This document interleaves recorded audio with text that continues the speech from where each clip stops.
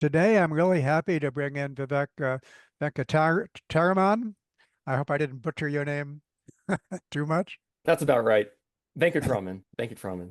Yeah. Okay, thank you. Thank you very much. And I've had such a great time with you. We've already recorded two podcasts already, which are like the equivalent of a advanced graduate seminar. And I think for me, it was an invaluable opportunity to become current on the current literature on hunter-gatherer society. You're an evolutionary anthropologist currently at Calgary in Canada. You have a diverse background, starting out in the big questions at the University of Chicago in philosophy and physics, and then Yeah. in a meandering way, found yourself first studying gelato monkeys in Ethiopia, and then the Batak hunter-gatherers in Malaysia. So quite the odyssey for you. And so part of what we're going to do here is get an update on what we currently know about contemporary hunter-gatherer societies, then run that backwards to what it says about human origins and forward to what it says about modern democratic forms of governance. And we have a very informed audience here, and so I think we're going to keep it on the short side, and then let the Q&A take it from there. Let the Q&A direct the conversation from there. So, would you like to add at all to your introduction, Vivek, and then we can launch into our topic? No, yeah, thanks for the introduction. It's great to be here talking to this diverse group. As a hunter-gatherer scholar, I've found myself dipping my toes recently into other disciplines of the social sciences, sociology, social psychology, um, political science. And so I'll be really curious to hear about perspectives from this group about some of the topics that we discuss, because I think hunter-gatherers do have a lot of light to shed on how we can better design our own society today. Yeah, and so I think that when we talk about contemporary hunter-gatherers, there's two topics I want to focus on. There's been a lot of work recently on critiquing the idea that, first human society was small scale and then agriculture came and then it became large scale. And by small scale, that meant just people living off the land. And so we have books such as The Dawn of Everything, which are very widely read books that critique this, basically the basic scale of hunter-gatherer society. And then there's a specific hypothesis that was advanced by Chris Bohm and more recently carried forward by Richard Wrangham, one of your mentors at Harvard, about the nature of the egalitarian nature of hunter-gatherer society and the importance of what's called reverse dominance. That the reason that hunter-gatherer societies are egalitarian is because that's what's imposed basically by the average member of the group is able to collectively resist bullying and other self-aggrandizing uh, behavior. So, Vivek, do you want to just comment on both of those basically in any sequence that you like as to this core idea of guarded egalitarianism and also the basic scale of hunter-gatherer societies? Yeah, sure. Why don't we start with the second one first? Because in a way that problem kind of precedes the other one chronologically. So we know that at some point in human evolution, something pretty special happened in the way that we interact. When you look at other primates, monkeys, apes, our closest living relatives like chimpanzees and bonobos, they have very much these dominance-based societies, right? You get kind of kicked out of a feeding tree if you're not in the right place. Um, what happened at some point in human evolution was that other members of a group were able to team up on the alpha individual, and this is usually conceived of as the alpha male, the most large and kind of powerful member of the group.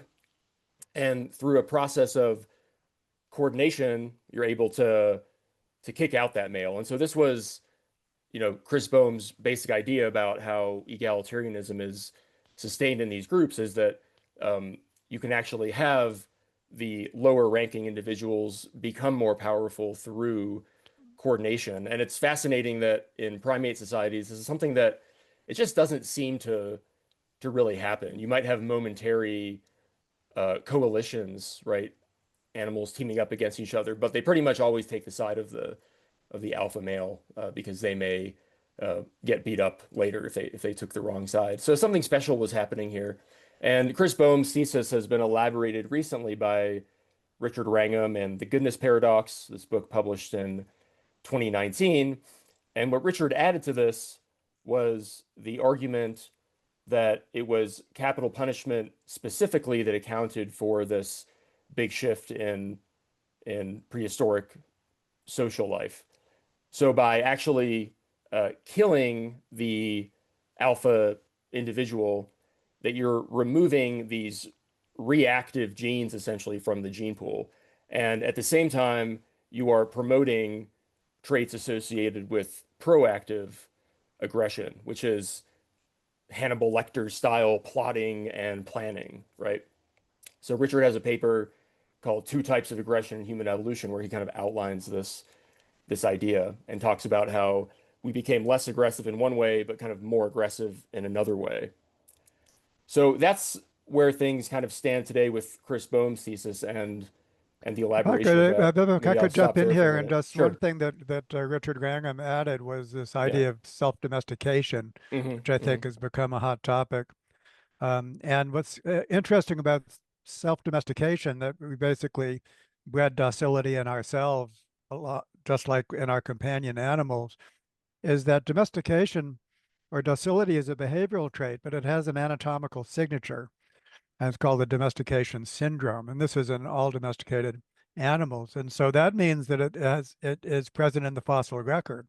So that Wrangham was able to locate it primarily when this self-domestication event took place anatomically. And I believe he said that this was basically Homo sapiens.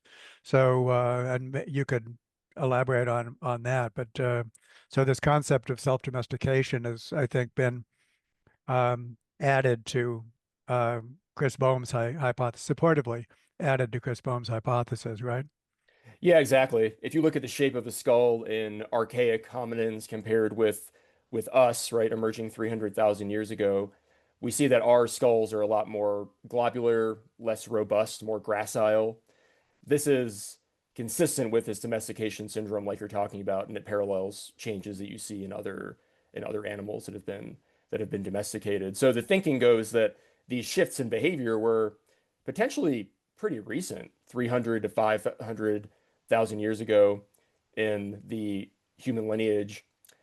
And so yeah, that's kind of where we stand archaeologically, and I would argue that it's the time also when we start to see the signatures of a modern style of hunting and gathering. We can talk in more detail about what we mean by that uh, next, if you like. But I think this was kind of one of this major transitions in human evolution. Yeah, and thank you for raising that phrase, because this connects to the concept of major transitions of individuality in biological evolution. And Rick Michaud is one of the main theorists, evolutionary scientists studying that. The whole concept of a major evolutionary transition is the suppressing of lower level selection so that the higher level becomes the dominant unit of selection. And so this has taken place throughout biological evolution. And the guarded egalitarian hypothesis is nothing more or less than that. It is the suppression of disruptive self-serving behavior within groups so that the group becomes the primary unit of selection. So we truly can say that humans are the newest examples of a major transition in evolutionary transition in individuality that qualifies us as ultra social, at least at a certain scale, and justly compares us to such things as multicellular organisms, eukaryotic cells, eusocial insect colonies, and so on. We belong to that club. And then Yeah, exactly. Yeah. yeah, go ahead, and then I'll jump in Well, I again. was gonna say, yeah, in many ways, socially, we have more in common with social insects than we do with, you know, chimpanzees and bonobos and other primates, right? The extent to which we cooperate, that we have these divisions of labor based on age and sex, language as communication, kind of a suppression of within group differences. In hunter-gatherer societies, for example, there's really widespread food sharing. It's very rare to see people starve in hunter-gatherer societies because food is distributed so so widely. So yes, I think it does kind of qualify as that. And then to come back to Chris Bohm, he has analyzed groups as adaptive units in their own right and how they kind of rise and fall, survive or die based on how the group functions, on how leaders function. So I think those parallels are very striking. Yeah, and also to bring in the basic concept of morality. And when Bohm's second book was titled Moral Origins, and I think what we're talking about here with these strong, a whole constellation of mechanisms, basically, that enforce this. First and foremost, agreed upon norms uh, that are enforced by punishment. That's what morality is, and so this is basically a theory of human morality. What we're talking about. Would you more or less agree with that? Yeah, absolutely. And we could go down the list of the many examples that you could find in the famous ethnographies of case studies, say, of how egalitarianism is maintained through this framework that you're talking about. Um, we can talk about that in more detail if you want, but there's so many just fantastic examples of how people suppress differences within groups, whether it comes to work effort or who gets food and who doesn't. But yeah, this is how it gets maintained in modern day hunter-gatherer societies, and it probably would have been the same in the past. Yeah, great. By the way, if you want to have questions or thoughts or comments, put them in the chat, and we can begin by assembling what when we turn to the Q&A. It's a good idea. Well, let's turn to the scale Oh, sure. of hunter-gatherer societies, and a lot of the recent literature kind of harkens back to a famous and influential conference, Man the Hunter Conference, which I think was in the 1960s. Is that correct? And then this, you might say, stereotype of hunter-gatherer societies as being very small scale, and then critiquing that and emphasizing um, a larger scale. So this was a big part of our conversation, and I just asked you to just basically report that as you see fit and address the issue of the scale of hunter-gatherer society.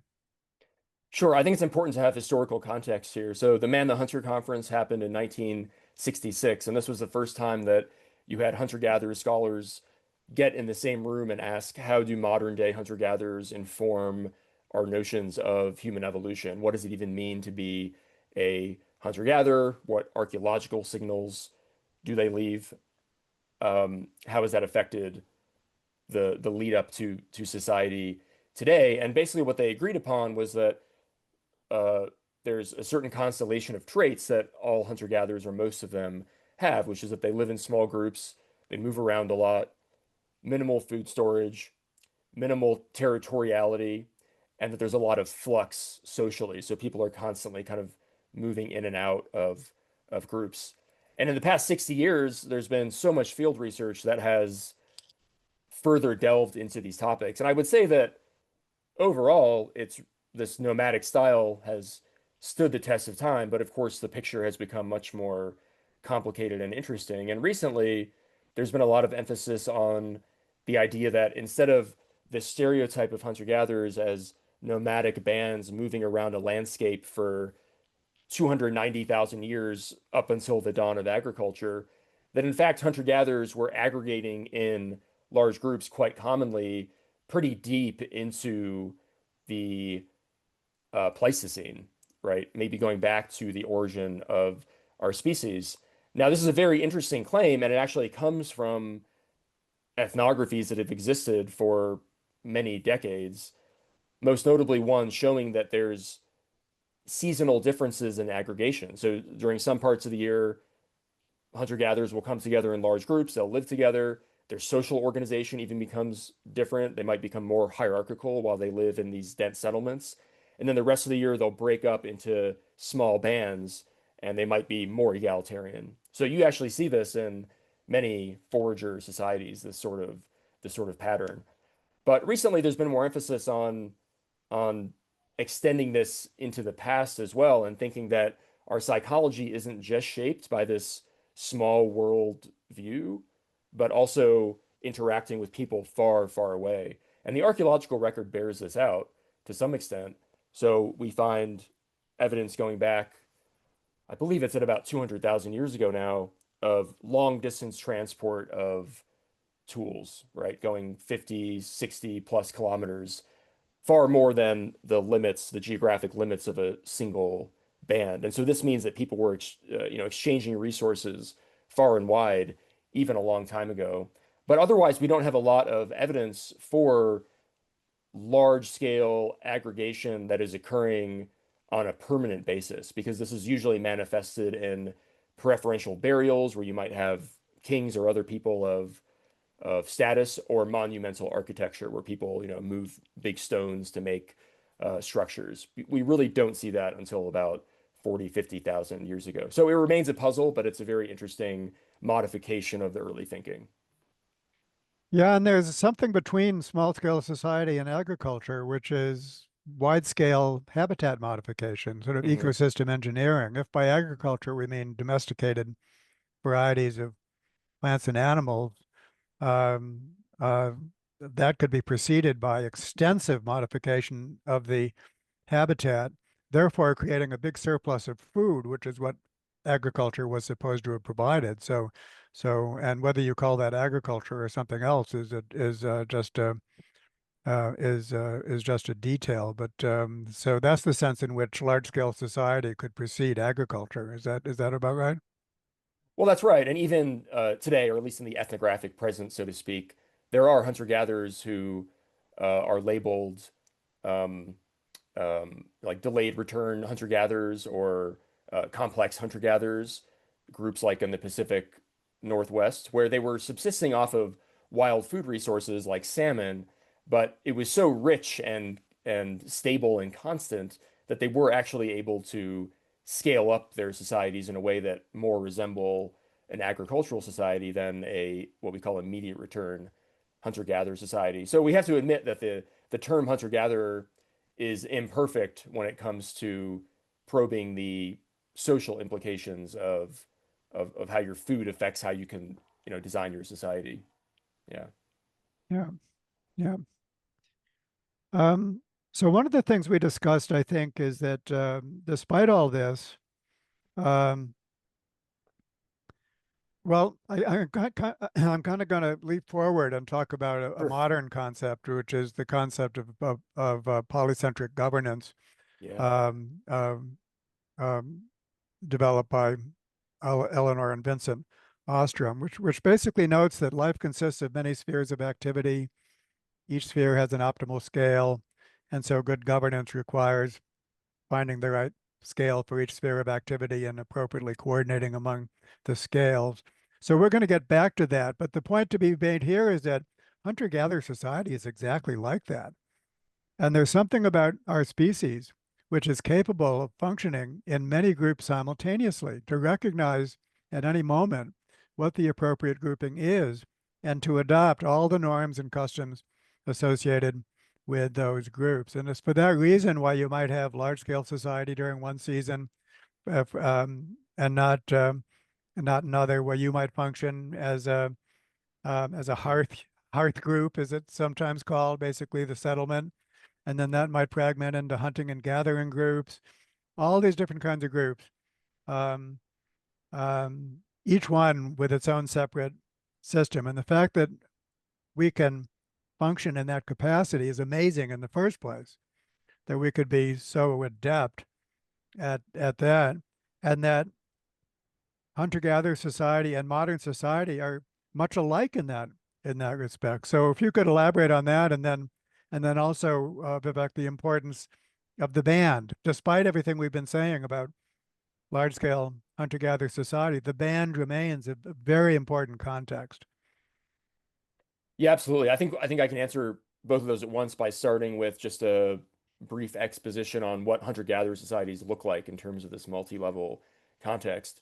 So at the basic level, you have family units, basically husbands and wives raising children. They might live in their own house, and then they're surrounded and this is kind of a typical modal hunter-gatherer camp, they're surrounded by close kin, right? Parents, brothers and sisters, and so on.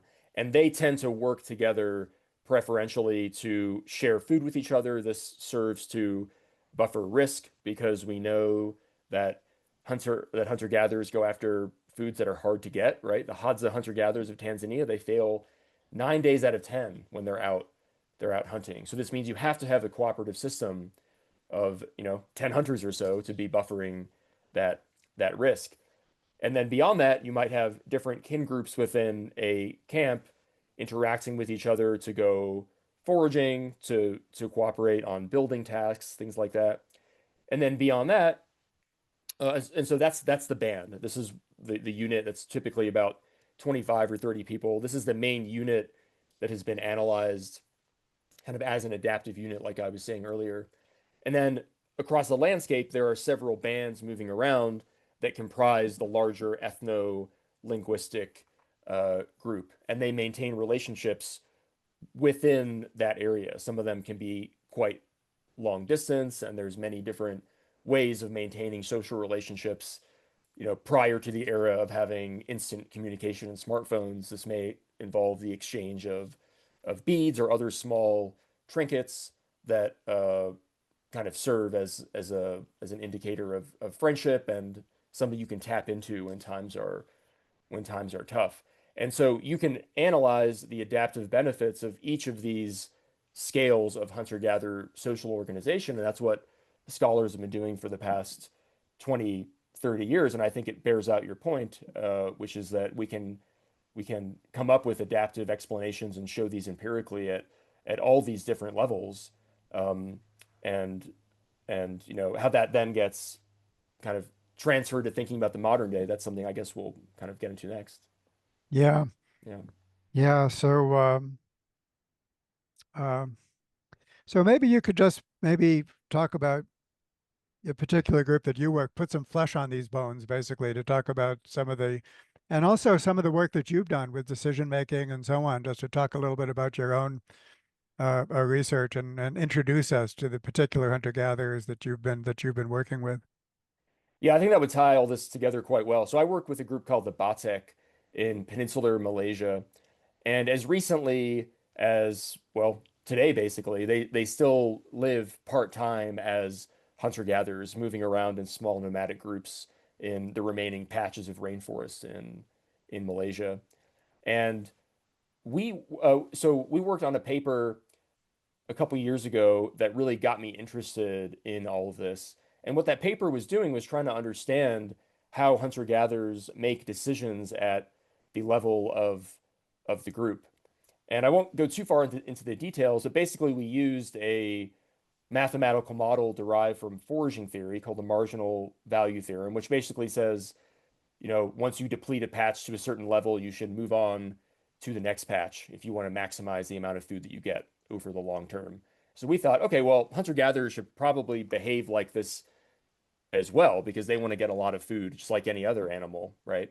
So we had access to a historical data set where we were able to look at all the calories coming into a camp through time as they move from place to place over the course of about a year. And long story short, when we did all the math, we learned that this is exactly what happened. So right as food was starting to deplete, people realized, okay, we better get going and let's go to the next place.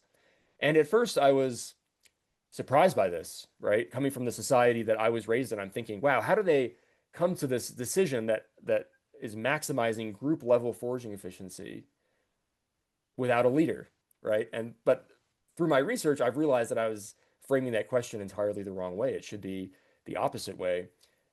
What I've realized is that there is a lot of collective intelligence in the egalitarian society of the Batek. And so we wrote a paper recently exploring the informational benefits of consensus. Consensus being that we live in a group together and we have to come to a decision that everyone agrees with. It's not just one person saying, hey, we're leaving on Tuesday, and that's it, no discussion. This is a very common feature of political life in hunter-gatherers, is that they argue and they discuss endlessly. They talk about all the different possibilities of what could happen. And what we've argued is that they have norms, right? They have norms around their conversations that kind of keep things on the right track. So just to make it concrete, there's a norm that everyone has to speak their opinion. In fact, if you repress your opinion, you may get sick. Okay, so everyone has to speak their mind. And what that means is you have this really information rich environment where a lot of possibilities are being probed. Contrast this with, say, a corporate boardroom where there's a overzealous boss who wants to impose his opinion on everybody else. That may lead to what we call groupthink, where you go down the path of a bad decision. Hunter-gatherers are able to avoid this, and they do it very consciously. They promote turn taking. Um, and yeah, so they're able to basically maintain diversity and independence in the decision-making process. And these are actually the ingredients of good decisions. So we've argued recently that this means that hunter-gatherers are showing evidence of high collective intelligence in this egalitarian context, meaning that egalitarianism itself could be seen as a group level adaptation. It's not simply not wanting to be dominated by someone else. There is that, of course, Right. but it has another function. Yeah, exactly. That's a good way of putting it. And I think what's so fascinating is that every everything associated with cognition, which in our reductionistic age we attribute to individuals, is in fact a social process. So decision making, a social process. Memory, big time a social process, because the information that's needed is contained in many heads. And it's here where the larger scale unit, basically the ethno-linguistic group and so on and so forth, is the Mhm. appropriate unit in terms of just collectively storing all of that. Perception, what we're brought attention to or not, a social process. And then of course the uh, most of all, symbolic thought, the whole capacity for symbolic thought. And Terry Deacon has a wonderful phrase. He calls us the symbolically eusocial species. The reason that we're Yeah, so right. eusocial is that we're all embedded in a matrix of symbolic meaning systems, which we really cannot become detached from. So I think this is the sense in which the group is the adaptive unit, uh, far exceeds just resisting bullies and the like, but it really extends to all aspects of mentality, I think you could say. Is that too, is that going too far? No, I think that's totally right. What we found in our review of hunter-gatherer decision making is that, to go to this memory issue, that certain people are seen as experts in different domains. So leadership is temporary and shifting, right? If we're trying to make a decision about moving our camp, we're probably going to listen to the people that know where all the game animals are, that know the environment really well. So it turns out that older individuals, both men and women, have kind of an undue influence in this way, not in like a dominant fashion, but because they know a lot, right? They know about animal behavior, they know about the location of food items. So in a way, our long life history and the ability to maintain these memories about the location of food items and how ecology works is critical for making these decisions. And I'll add another piece, which is that there's also an anatomy to these groups that is worth digging into, right? There's a sexual division of labor where men tend to hunt, women tend to gather, but this is flexible based on circumstance. And I've explored this in some depth in my recent work. So and then you also have an age division of labor as well, right? Like I said, hunter-gatherers go after hard to get foods. And so this means that it takes a long time to develop the skills to get these foods. And so in your midlife, after you've spent a lot of time learning how to do all this stuff, you're a really good forager. You get a bunch of food that you then share out widely. But when you're young and when you're old, you're actually kind of a net negative in terms of the food supply. And so the food Yeah, let gets me just shared with emphasize, because you. this was Yeah. a high point in my conversation with you, that a young person does not become net positive for providing energy until their late teens. Until their late teens, they're being supported by their group. I think that's so incredible. Yeah, and I like to tell this to my undergrads who are, just, fledgling and leaving home. that it's pretty much the same in hunter-gatherer societies. So there's nothing wrong with relying on your family.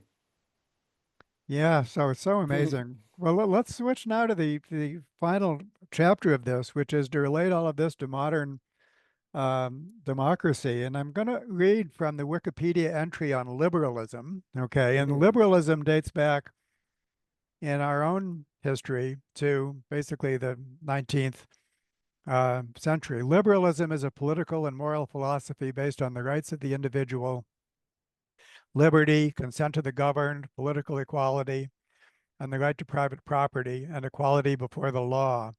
Liberals espouse various and often mutually warring views depending on so on and so forth, but they generally support private property, market economies, individual rights, including civil rights and human rights, liberal democracy, secularism, rule of law, economic and political freedom, freedom of speech, freedom of the press, freedom of assembly, and freedom of religion. It's frequently cited as the dominant ideology of modern history, a distinct movement in the age of Enlightenment, gaining popularity, and was opposed basically to the norms of hereditary privilege, state religion, absolute monarchy, divine right of kings, traditional conservative. So, so that's liberalism within our own society, and lately it's been severely challenged and much more than anyone thought in terms of, I mean, there was a time in which, like Francis Fukuyama wrote his book, The End of History, in which he said liberal democracies won. Everything's going to be a liberal democracy now. And boy, oh boy, look at us now. Yeah.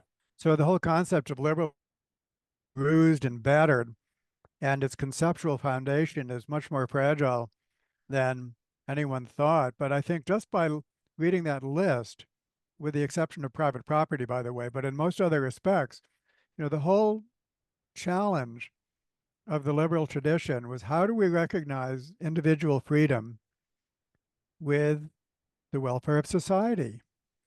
And that's what hunter-gatherers do exceptionally well. So the prospect is that what we know about human origins and hunter-gatherer society uh, can provide a much stronger scientific and philosophical foundation for modern liberal democracies than um, Mhm. than most people know about. So this is big. You might say this is huge. And so let me ask you to comment on that, and then I'm going to introduce the Ostroms uh, afterwards. But let me have you take your turn, Vivek. Sure, yeah, that was well said. Looking at this tension between individual liberty and societal welfare, I think to make it more concrete for folks, we can talk about just briefly what that kind of looks like in the hunter-gatherer context of individual liberty and permissiveness. In these immediate return hunter-gatherer societies, egalitarian societies, people can kind of do whatever they want. It's highly frowned upon to boss someone around or to be a bully. And if you do this persistently, the cost is big. To go back to the beginning of the conversation, this could result in execution in some cases, right? So they take it very seriously that you should not trample upon the rights and the liberties of others. And this extends in many domains. For example, in the group that I work with called the Batek, they're known to be very gender egalitarian. So men and women, again, kind of do their own thing. But the famous ethnography written about them by my mentor Kirk Endicott was called "The Headman Was a Woman," and that's because in this particular group that they worked in, it was one of the older women who was most so I'm getting some notice here, um, particularly powerful or rather influential. And there were even some girls who would go hunting as teenagers, and this isn't typically a female activity, but no one said it was bad. No one told them to stop doing it. It was totally fine.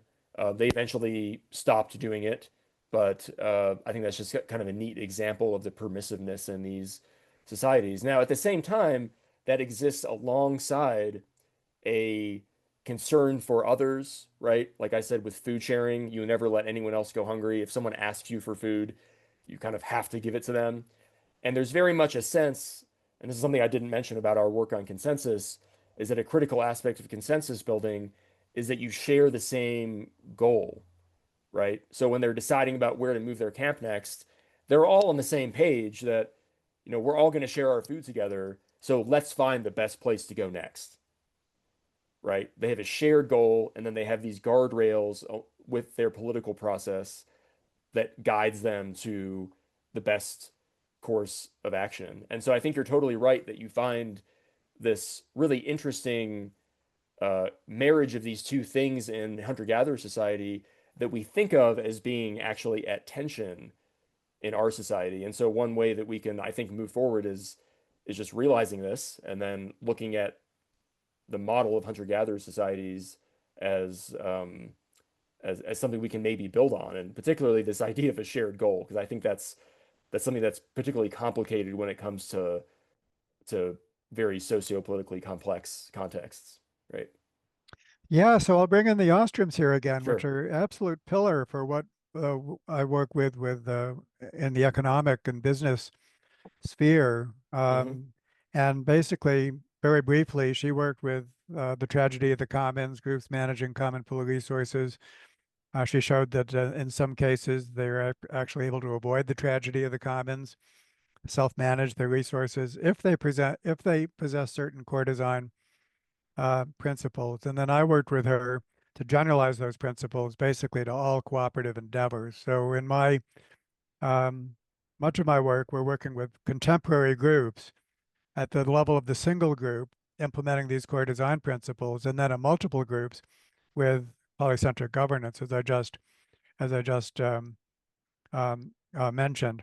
And the first core design principle is a strong sense of identity and purpose. Every group, if it's going to function well as a group, needs to know that it's a group, that it's doing something meaningful, who the members are, what the boundaries are, and all of that. And Vivek, you've already emphasized the importance of core design principle one.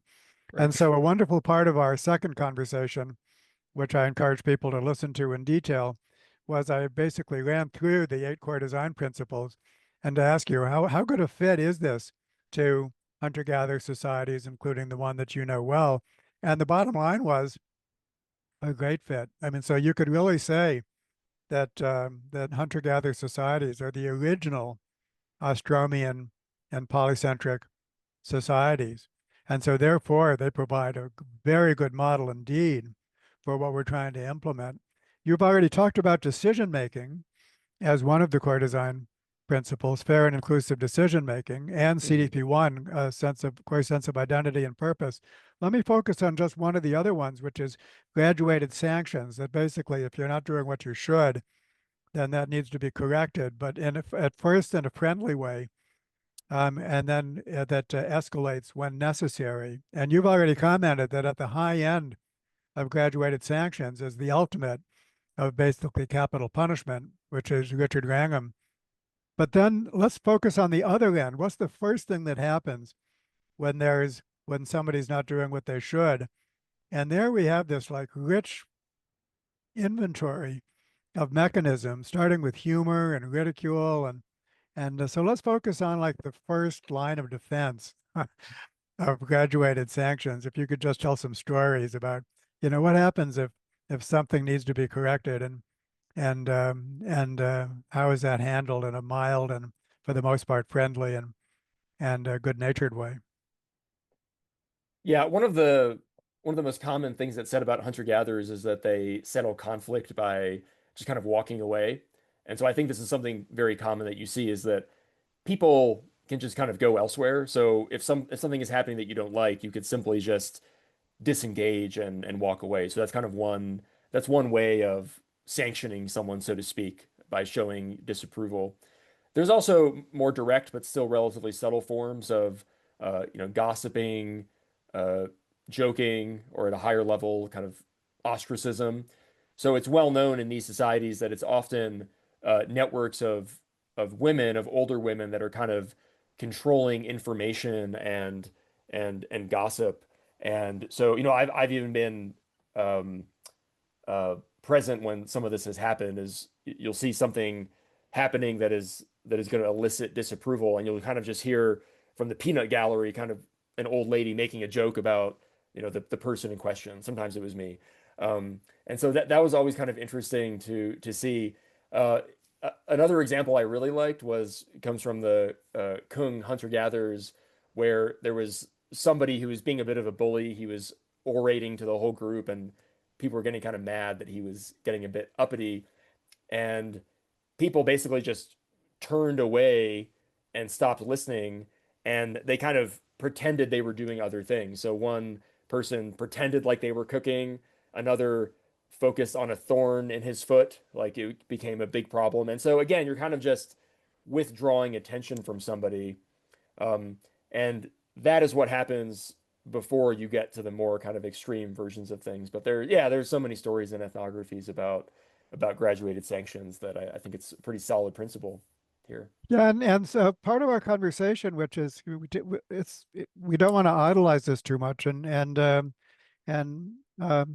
it ends up in some groups, including your own, a kind of emotional reservedness of not expressing intense emotions, not only negative emotions, never in anger, but Right. also positive emotions are muted. And you told a story about how you were basically exulting about the glories of the tropics or something like that, and you were basically they were telling you tone it down or just tell that story about the emotional repertoire that results from this is actually quite muted on both ends. The positive and the negative end is what I learned from you. Yeah, there's strong norms in a lot of societies, including the one I work with, the Batek, around any strong expression of emotion. And so in my case, when I go to the tropical rainforest, I'm amazed by the diversity, by the animal life.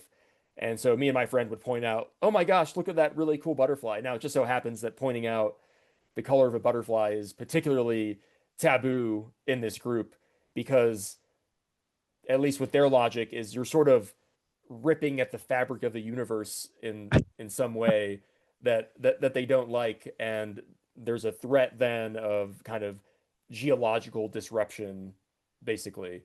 So these relatively small things, right? Commenting on a butterfly or an animal, or killing a leech in the wrong way or something like that. That's another thing that we often get wrong. It can have pretty severe consequences. So to get back to what you said earlier, it's like this kind of moralistic structure behind it. In this case, they're animists, and so they see the world as alive with thunder and lightning and earthquakes, and it's just fascinating. The whole cosmology, that's important because we tend to Exactly. analyze Yeah. this in economic terms, but in fact, as it's actually expressed, it's very spiritual, otherworldly, you might say, right? Oh, absolutely. And you can see it, when we live in a jungle camp and there's a storm outside. I mean, you feel the world ripping apart. I can see how this would be your belief system in this environment. It makes total sense, actually. So they basically they have to maintain some sort of balance. It's that they're Exactly. they might disrupt a balance. That's how they look at it. That's Well, how they see it. Yeah. this is so awesome. Now let's turn it over to Q&A. Yeah, great. Please. We got we're here for 90 minutes. We always know that some people have to leave on the hour, but we don't, and so that gives us plenty of time. And let's just please, this is an Ask Me Anything um, I section. So please I make, want to yeah. I want to jump in about the I've been a therapist most of my career, and the thing that I see, and I hear you talking about it, both of you, Mm. when that uh, gentle, nuanced pressure of the group is focused on someone with a behavior that's not wanted. To me, this is moving us through our normal psychological stages of development. And we don't get that in our society well, meaning, if anything, we move people with extreme traits in those areas, narcissism, sociopathy, etc. We move them towards positions of control and power. And so I just feel like that therapy groups have such a similarity in how they function and work, and it's it's not always pleasant to think about, but to me, this is just key to how we develop better as human beings in a normal functioning way. I'm really glad that you raised that. Vivek, do you want to comment on that, and then I'll follow? Well, I think it's a great observation, and it reminds me of one more anecdote. I think it's something that is worth saying is like we talked about how bullying individuals or psychopathic individuals, let's say, can meet a grisly end if they behave in the wrong way. But one thing I've also observed in my work with folks in small scale societies is also a permissiveness around individual variation, individual cognitive variation. So I was in a camp not too long ago where there was an individual, a young individual, and of course there's no formal diagnosis, so I don't know, but seemed to have some kind of developmental issues leading to kind of like lashing out, and apparently he would kind of randomly hit people. Um, but people were so nice to him and understanding overall, and to build on your point, was it Craig, that I think this goes even deeper than what we've been saying, in terms of how kind and helpful people can be in these societies for people that are different, right? Like, I think diversity is seen as a benefit in these groups, and yeah, so I just wanted to say that again. I think it kind of builds on the point that you were making. So thanks for that. Yeah, and I think I wanted to introduce James Cohen. He's a clinical neuroscientist at the University of Virginia, and what he calls social baseline theory. And what the theory says is that humans never lived alone throughout our existence. Shows you the yawning gap between what we're talking about here and neoclassical economics and the rational actor model, which assumes that individuals are totally standalone individuals with their own preferences without regard to anyone else's preferences. Just imagine how wrong that is from this current perspectives. And so Jim notes that we've always lived in the context of small and for the most part highly cooperative groups, even when those groups were warring with other groups. And what that means is that throughout our genetic evolution, we have had both personal and social resources to fall upon. And we've had such, great examples of this in this talk. And so that means our brains and bodies have evolved to seamlessly integrate personal and social resources in making their many trade-off decisions, including physiological decisions that are completely beneath conscious awareness. And given that, when you isolate individuals from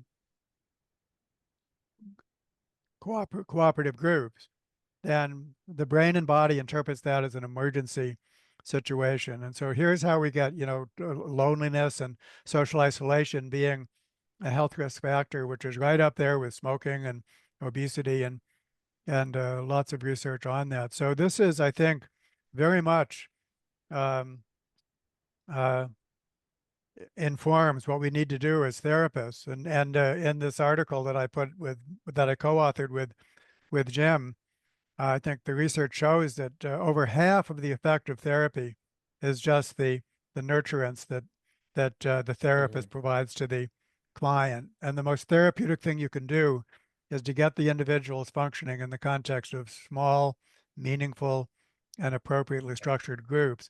But the appropriate structure is important because it's not the case that small is beautiful all by itself. Small groups can be just even a single pair can be um, abusive as we know. So there must be those protections that's represented by the core design principles. And then finally, because there is so much to say, my therapist colleagues such as Steve Hayes and others are having a great time thinking of the individual as themselves a group. The individual as themselves a group of identities, basically, that are cooperating or not. So this extends even to the point of thinking of the single person as a as a group, extending these ideas to the nature of the single person. So, Kathleen. Well, I just wanted to quickly respond to what you said just now, David, about therapy.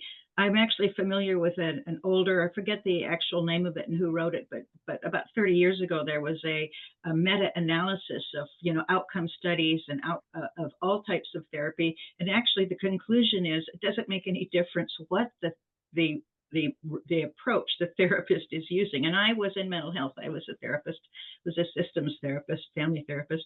It doesn't make any difference as long as there's trust between the therapist and the client, and the client believes that the person wants to help them. That's the key component to effective therapy. There's just so many things this talk is triggering for me. The thing that you just mentioned about having somebody in the group that is sort of a protector. One of the things that I'm concerned about is in modern groups, and I totally support everything that your work, Vivek, and of course David's work, is that there's an element of sociopathy that is conveyed symbolically to things like media that to me is really distorting how people experience themselves. Because it's not that approachable by any kind of group pressure.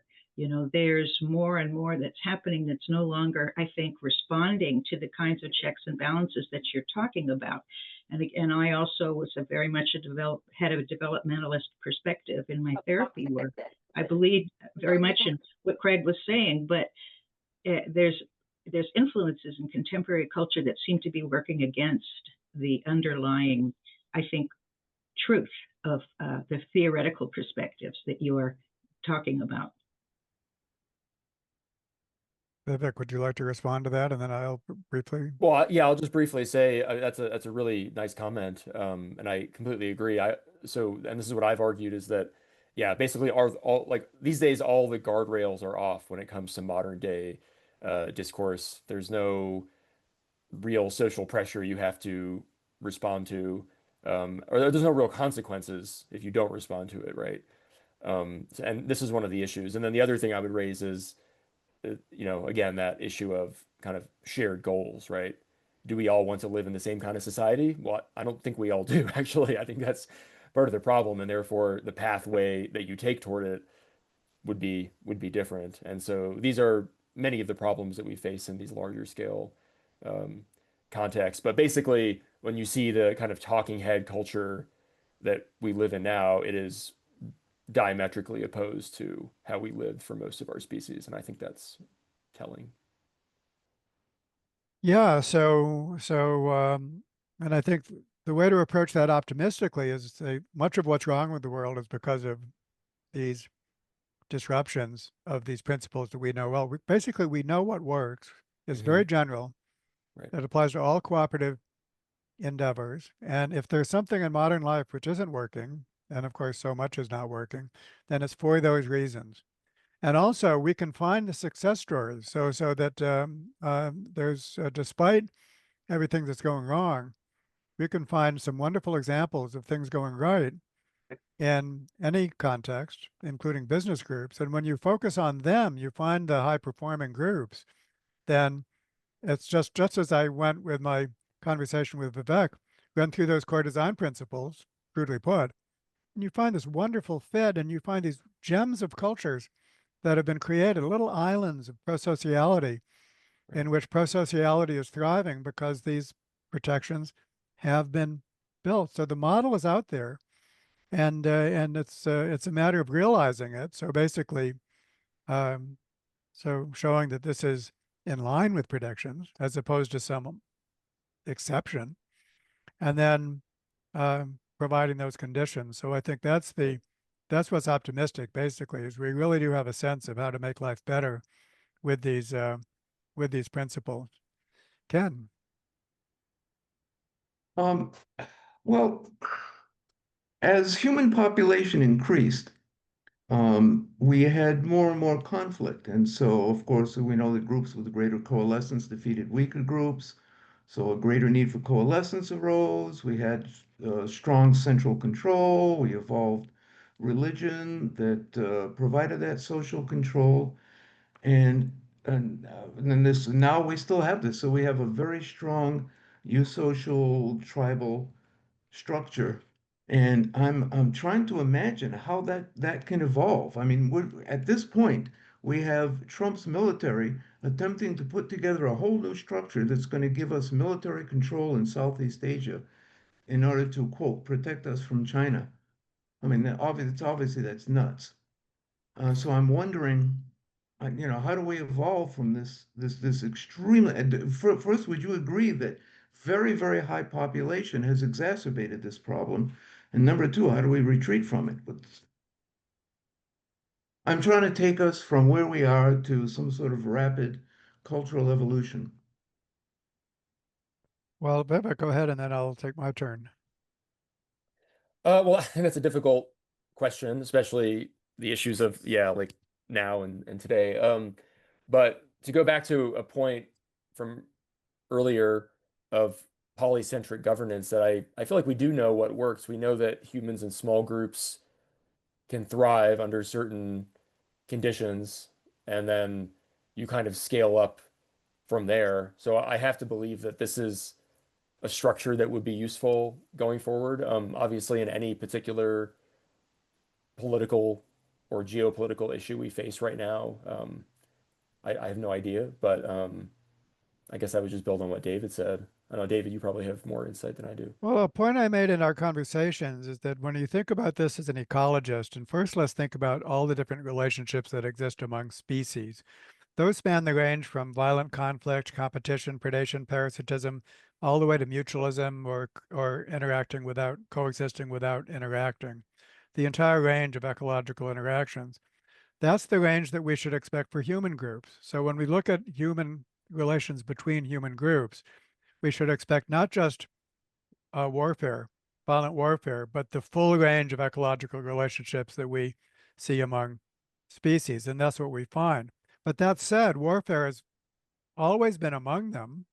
And I would dispute your claim that it's gotten worse or better. I think that if you look at history throughout the ages, in Peter Turchin's book, Ultra Cooperators, How 10,000 Years of War Made Us the Greatest Cooperators on Earth, is that human history has been one of incessant warfare at various scales. And whenever some new society formed that provided the social glue to hang together at a larger scale, that was always in competition with other groups, typically involving warfare. I'm heading to Romania for a week tomorrow, and just look at the history of warfare in Eastern Europe. So I think what's changed today is of course the scale of it all. And so the question is, how do we actually uh, evolve a single cooperative planetary group? That's the great question. And even though there's no between planet competition in actual forms, there's still competition among policies, basically. So it's still possible for for uh, policies leading towards global cooperation to outcompete policies that are conflictual at the global scale. So there is a theoretical path towards global cooperation, which is what we want, and so that's and must have, because otherwise, lower level cooperation is always disruptive at higher scale. So it's an imperative that we work towards global cooperation, and we see the necessity um, of it. I May I think it just might be useful to also. Oh, sorry. Go ahead, Ken. No, I was just going to say, may I just qualify what I said by saying that this seems to have peaked around World War One. And in fact, historians and archaeologists have shown that throughout history, roughly 1 in 6, 1 in 5, or 1 in 6 males in every culture died in competition with others. And now it's down to 1 in 20 or 1 in 30 or one Yeah, in this 30. is So, Steve Pinker's theme, the theme of Steve Pinker's work. so I just wanted to call. So it does seem to be moving, but I'm just trying to imagine how it's going to get from where we are. Yeah. Did you have more on that, Vivek? No, no, that's okay. Well, I was just going to add one point about a current debate in the literature that was prompted by the book The Dawn of Everything, which was the discovery in Ukraine of ancient cities that were apparently egalitarian, that apparently did not have any centralized control. I mean, this is highly debated because it's an archaeological context of a culture that we have no idea how it really worked. But I think one of the points that has been building from recent archaeology and anthropology, which I think is interesting and that we should entertain, is that there were really interesting kinds of social diversity in the past that may not be represented today, right? Maybe there are ways of scaling up society in creative ways that have no modern representative even. But they were And kind of is path is dependent and yeah, and is very high population, and therefore the conflict that right. naturally arises from very high population is that is that one of the causes of it? And could we improve things by simply let's get down to where there are only 50 or 60 million humans on the planet? Sure, right.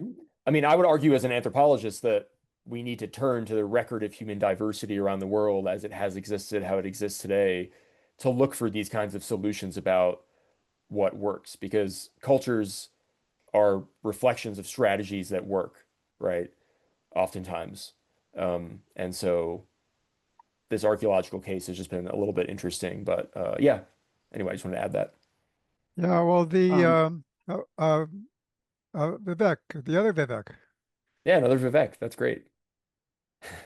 Uh, Hello, Hi. thank you, David, and thank you, Vivek, for this exciting conversation. I work about decision making among smallholder farming systems, among the farmers in smallholder farming systems. Okay. Basically I get this understanding from Herbert A. Simon, who worked a lot about bounded rationality and the satisficing. So the tragedy of commons discussed by Hardin and the example you gave from your bad tech community about taking decisions about shifting from one patch to the other patch is actually not an act of maximization. I guess it is an act of satisficing. So most of the core design principles given by Elinor Ostrom guides the community towards satisficing instead of seeking for reaping as much benefit as possible or maximizing. So do we need to bring in bounded rationality aspect, especially the contemporary Gerd Gigerenser's ecological rationality aspects into the decision-making discussions around hunter-gatherers or agricultural systems as well? Yeah, thank you. Thank you for that. Uh, yeah, so I don't necessarily disagree with the satisficing point. Just one thing I'll add is that, I didn't go a whole lot into the details of the theory, like the marginal value theorem that we were testing with this, but we're basically using the terminology from that literature in which it is specifically the goal of maximization. I wouldn't claim though that that would be even how the people would conceive of it. And these are two very different things, of course, and that, could be guiding their course of action in terms of how they interact with their environment, how they interact with others, how they make decisions. So I was just talking about maximization from a highly formal standpoint of that theory. Um, the other points I'm honestly not that familiar with. Maybe David can chime in if you're more familiar Well, it with. makes me wonder and to ask you, to what extent are the people that you worked with uh, exercising restraint in terms of, leaving a breeding stock or something that we would recognize as sustainable practices, basically, not over exploiting their resources, other than kind of leaving one area and then going to another uh, Yeah, well, area. that's a good So question. This has been captured under the term the ecologically noble savage, yeah. where we So to comment on that for the literature as a whole, Yeah, well, the literature as a whole is we just see a lot of talk about how hunter-gatherers have these fundamentally different ways of interacting with their environments. They they like emically speaking, they see the world as very giving. Yeah, It's like a nice world in which they are taking a part of it, right? And they express reverence for prey animals and so on.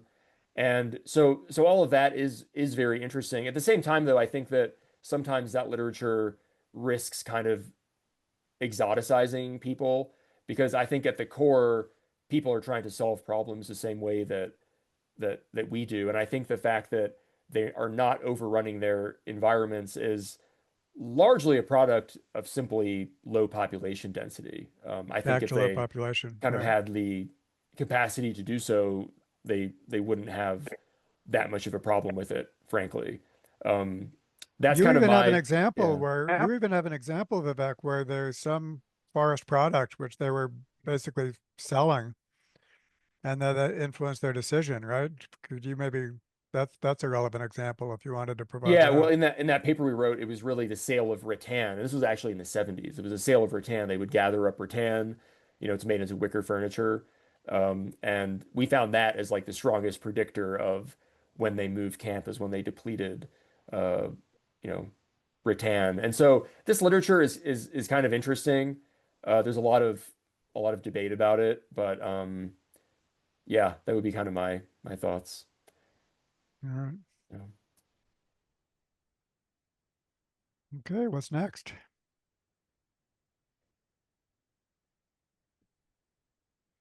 Melissa. Um, Go ahead. No, go ahead.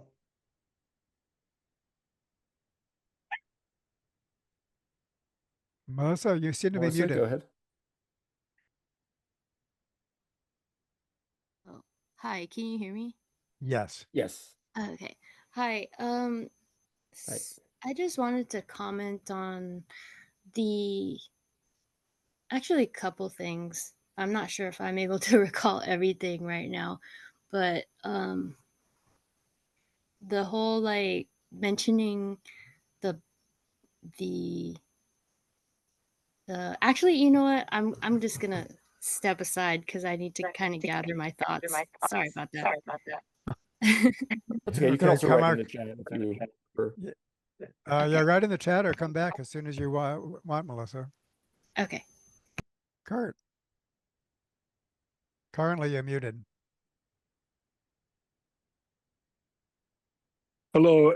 I just put into the chat about education for Oh, character and how it's been able to reduce violence in refugee camps and even down in Southern Africa for street people by 90% within 2 years of its implementation.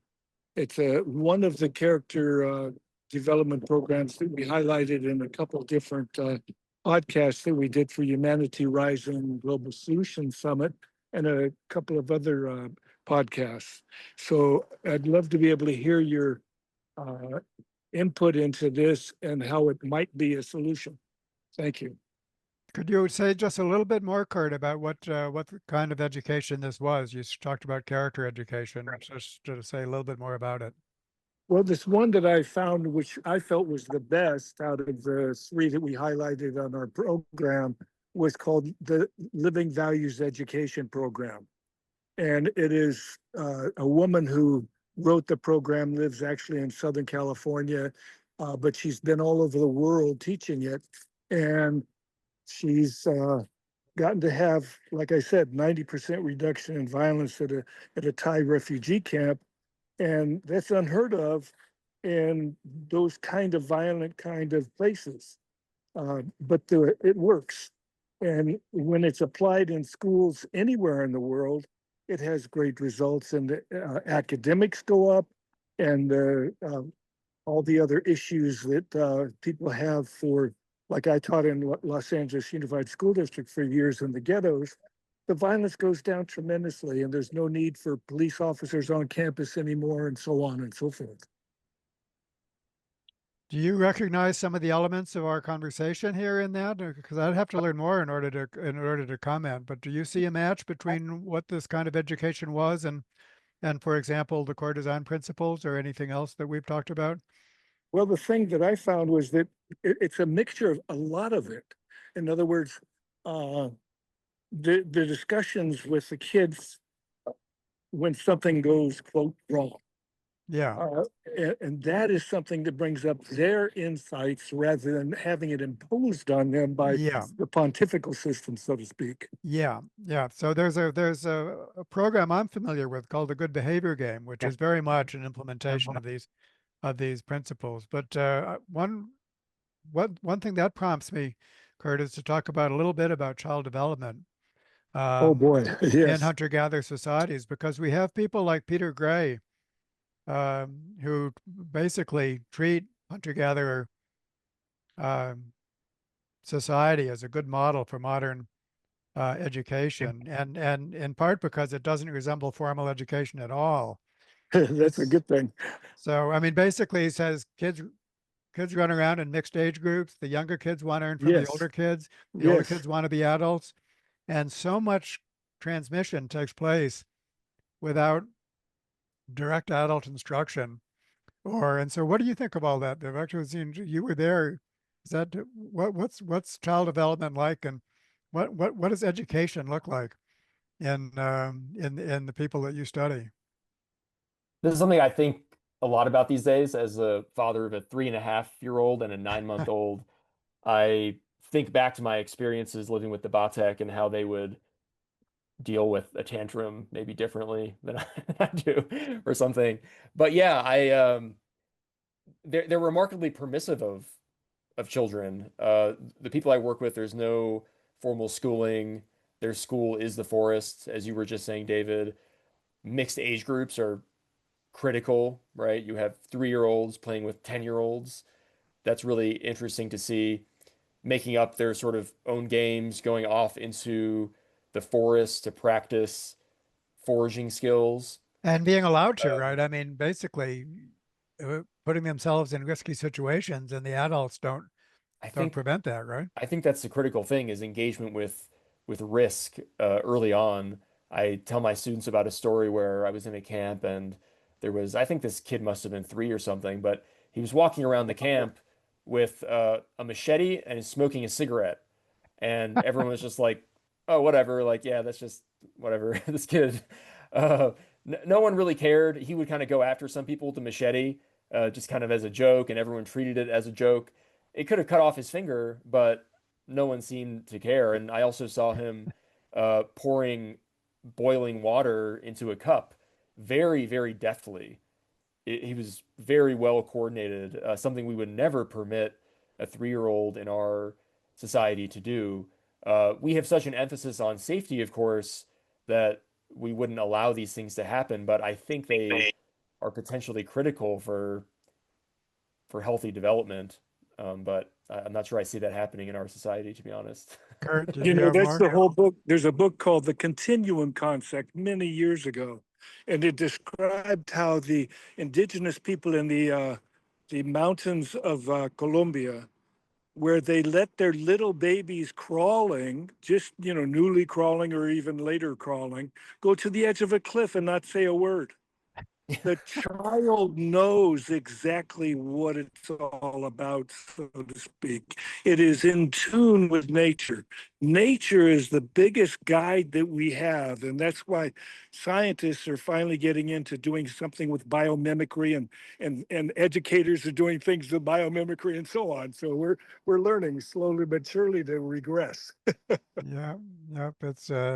It's so hard to basically strike a balance between a utopian view of nature and hunter-gatherer society, um, and um, and um, um, and a more balanced view, which does point out suffering and inequality and exploitation of the environment. I mean, whatever is causing Western society to do these things also operates in other societies. And if it's not happening, it's because appropriate structure is in place.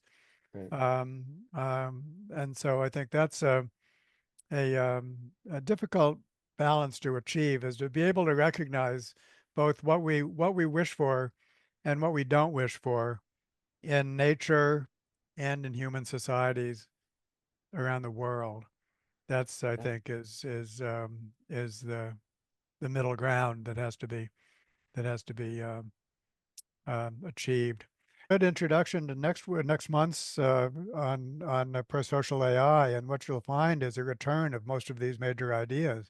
That when AI works well, it's because it operates within a similar framework, and when it works badly, then it's for the same reason that people behave badly. AI applications will behave badly. But it made me want to ask, to raise an issue of these groups are functioning really well as groups, but we've already heard that this happens, at least in the in this emotionally kind of muted way.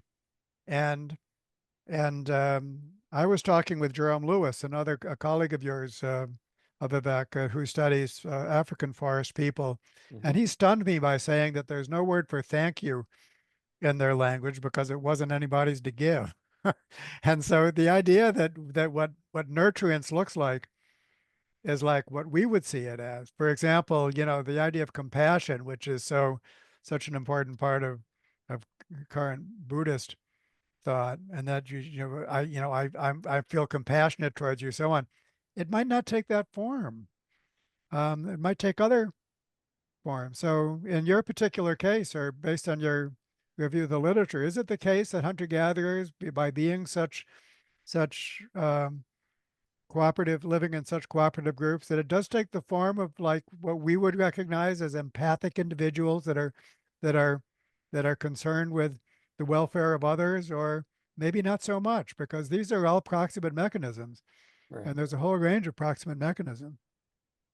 Yeah, well, we see the same thing that Jerome said among the Batek as well. No word for thank you, and I think that's like almost universal among immediate return foragers. The second point, I'm not totally sure, to be honest. I wouldn't want to overextend my knowledge of sort of more intimate um, behaviors of the groups that I work with. One thing I will note, though, is that working among hunter-gatherers has made me realize that even some of the norm of what we call like a normal gesture and response, like an emotional response to something, isn't necessarily the same cross-culturally. So we're trying to understand now prevalence of mental health issues among these groups that are quickly transitioning from being hunter-gatherers to living in a more globalized world. And what we're realizing is that you can't simply take inventories made from the Western world on anxiety and depression that will ask questions like, did the participant smile at all while you were talking to them? Yeah, right. This is frankly a meaningless question when it comes to the Batek, because they're always very muted for the reasons we talked about before. And so it's really opened my mind. I don't think I have a resolution to it, but it's opened my mind to how variable some of these behaviors can be Where around they would score empathy. on the World Happiness Index, and then Sure, gross yeah. national happiness, and Right. all of that is so provincial. I mean, it I is don't see them so. smiling very much, but I think they're pretty satisfied with their lives, if when they have their basic needs satisfied. Yeah. So yeah, Okay, well, thank you, well, everyone. everybody, any final thoughts? Um, all